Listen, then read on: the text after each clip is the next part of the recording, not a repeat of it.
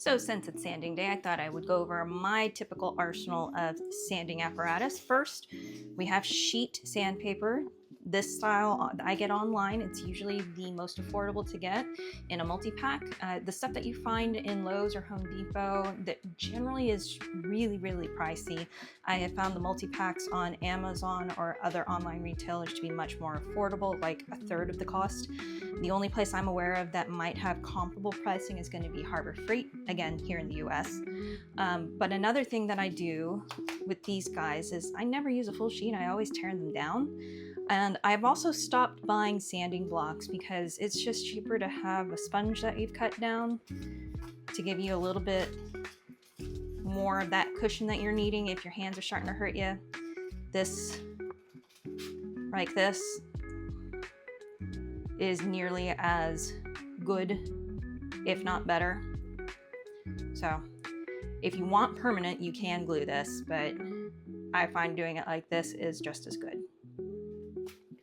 Moving on, I have small files. I have these are called, in this case, this brand calls them needle files. I've always heard of them as microfiles. These are hardened carbon steel, but fair warning, don't use these to take really stuck on supports off. I have broken them that way, but they come in multiple shapes and they're all about the same length, but they're all also a pretty low grit.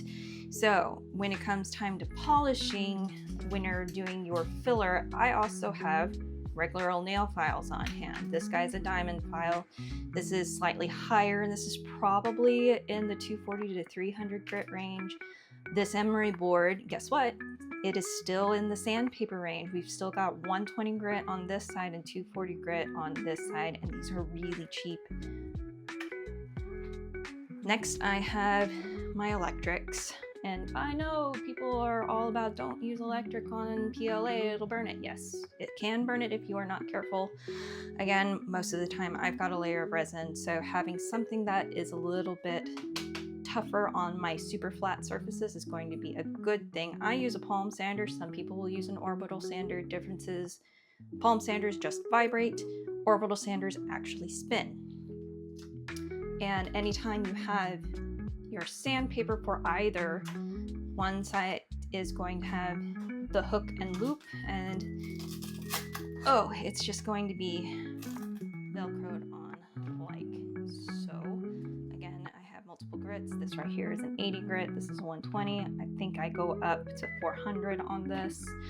And then I have my finger sander. This is my heavy duty if I'm trying to reshape something. I believe this is going to be a 60 grit band that's on here. This is a belt sander that is handheld, so please be careful using this. But again, I use this to reshape stuff. And another thing I always have on hand. If I need something more specific that I do not already have in my micro sets, I will take a popsicle stick and I will glue bits and pieces of sandpaper to it to make custom fit pieces. If I've got a nook and cranny, if I've got a mouse that has a weird eye hole or a very fine detail that I can't stick my nail file into, I can cut these down into whatever shape and size I want and then glue sandpaper directly to it. And generally this has served me well. I haven't really needed much else. So what am I missing? What would you add to this list?